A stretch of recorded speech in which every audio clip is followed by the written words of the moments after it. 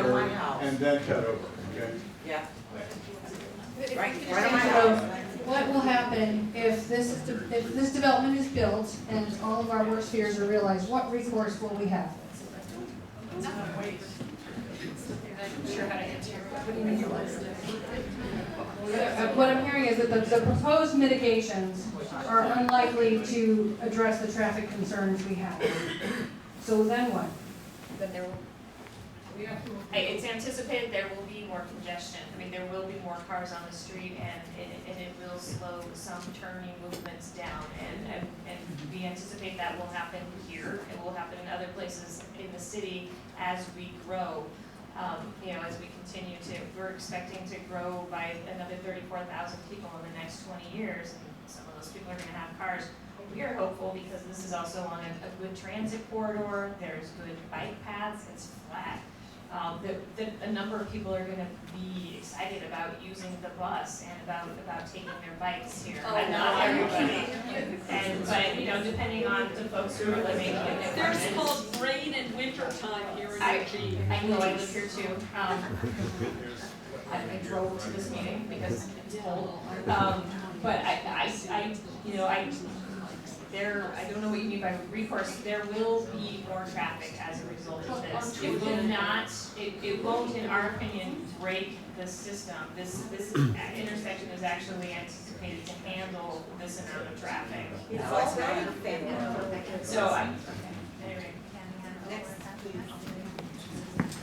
Hi, I'm Maggie Donahue. I live at 35th and Kincaid and share the concerns. And I want to shift for a second to thinking about the cyclists, because if you are taking your bicycle, this is going in and out. There's a short in that. Hello? Okay, yes, I'll try. Okay, so if you're riding your bicycle from the south, you're okay if you're going to the university. There's a light here. But say you want to get onto the bike path over here, which a lot of people do if you're going downtown or going over to Woodfield. It is it's really, really hard right now to be on your bicycle at 32nd and get over to the bike path. Yeah. You can wait there a long time, and it's not a very bike-friendly alternative transportation thing to put this huge project here.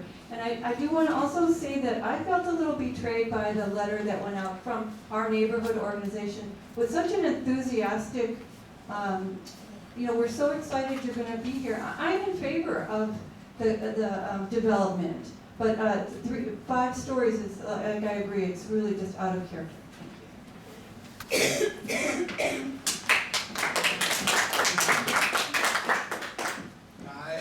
I live on the 30th and Harris area, and I was coming here just to get information about, have we heard when they're turning in for building permits? Or any ideas? I don't know. They're going to start building in the spring. Will they build at night?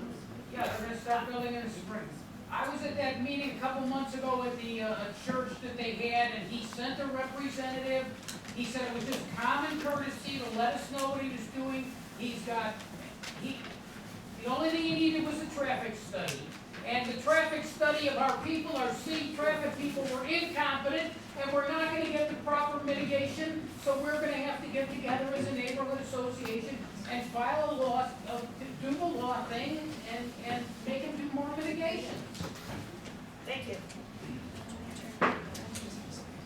Hi, I'm Marilyn Ripley. I live at 31st and Hilliard. I ride the bike path at the dreaded corner, one of the dreaded corners. And I see a lot of traffic there, even when I'm not trying to turn or drive myself.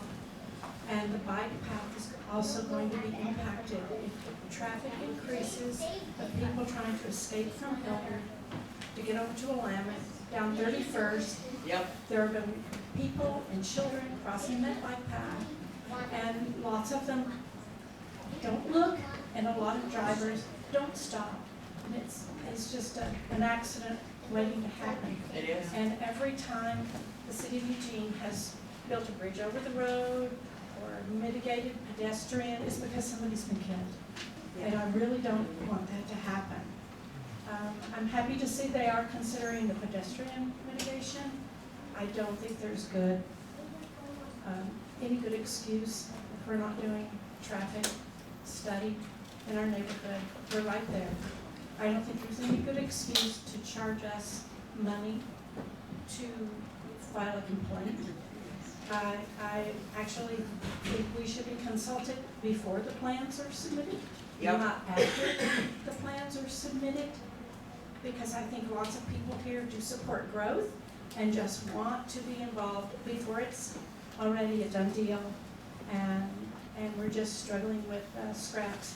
I know the city did not take care of the zoning after Capstone, and I wonder why, because no one's happy with it. Thank you.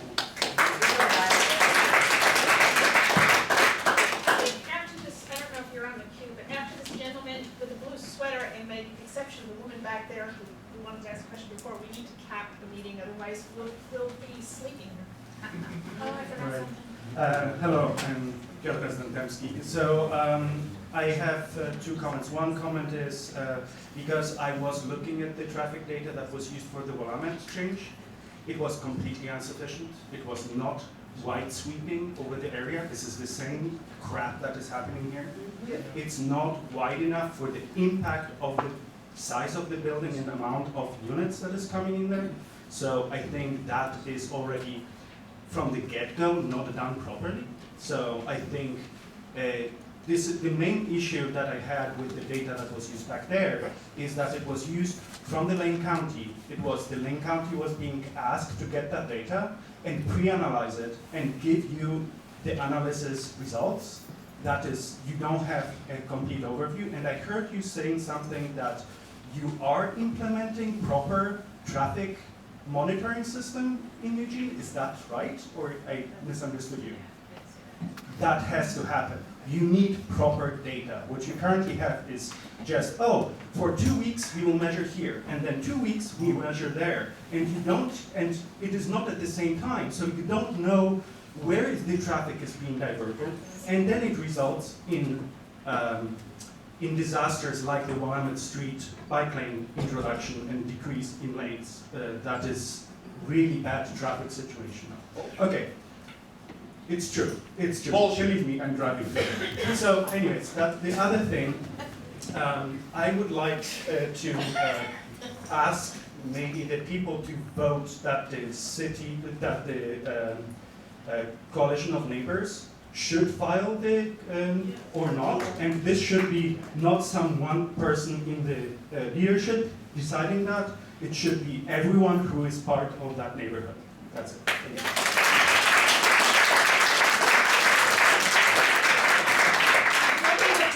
Last question, and then we could take that vote. Yeah. I have a simple question. I didn't realize, that that was all since 2001 C2 zoning. I thought that was something that could maybe wait.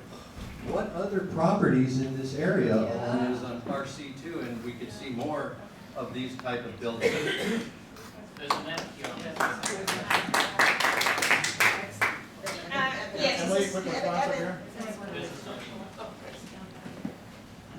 So this particular property has been C2 since at least 1968. That was the earliest record we found. So the Albertsons is C2, and then the next block down, the majority of that that's facing Hilliard is also C2, kind of where the Mozzie and Hideaway Bakery. Right, all the way except for maybe the properties at the corner at the end there. So those all have the same C2 zoning. So it ends there by Mozzie's? Yeah, I think that's the map. There's a zoning map right up There there. is a zoning map that will show you back there. It goes to 35th. Did you have a question?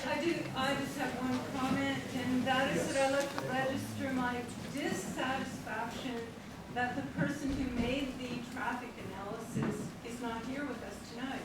We have no one really to speak to about this whole thing. Can the developers show up at these meetings? Yeah, we issue about traffic, and he's not here to represent the traffic analysis. We did invite both the developer and the traffic engineer to the meeting, and they declined. Of course. Of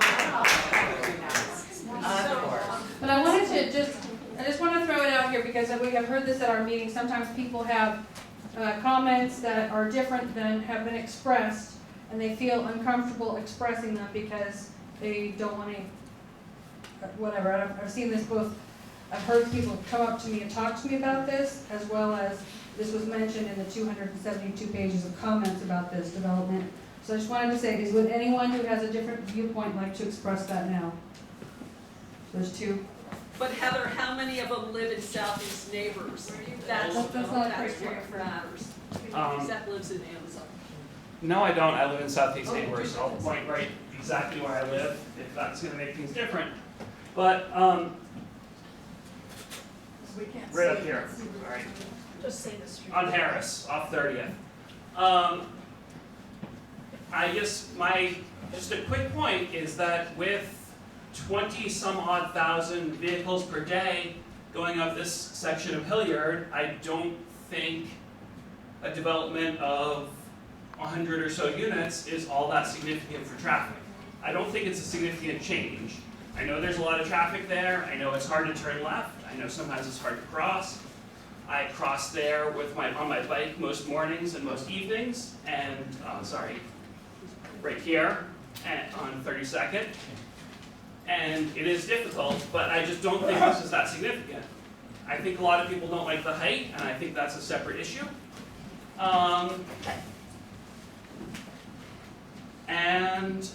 Yeah, that's all I want to say.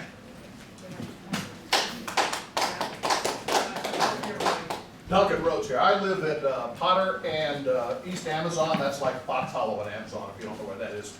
And I drive that route fairly frequently, and I really don't see a problem with this development the traffic is going to have.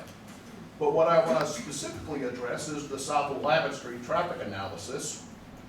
A couple of weeks ago at City Council meeting, I came in a little early to address City Council, and Chris Henry, who was the project engineer, was addressing the City Council about the Willamette Street project. You can go online and see his presentation yourself. But there has been no increase in traffic on South Willamette Street or on the adjoining streets with the restriping. Personally, before the restriping, I never